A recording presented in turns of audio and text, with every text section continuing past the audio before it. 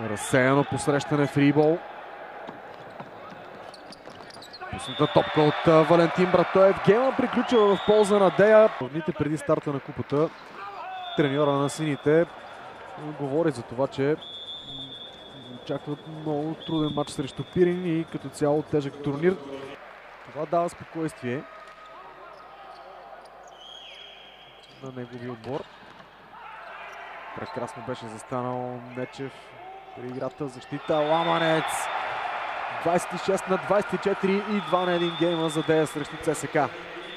Колебания показва обаче хубави неща в играта си. Ето този човек с ключова роля.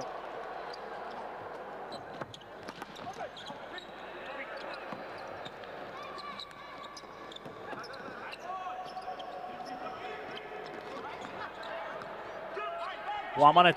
Те рискували, да. 3 на 1 гейма за Дея срещу ЦСК.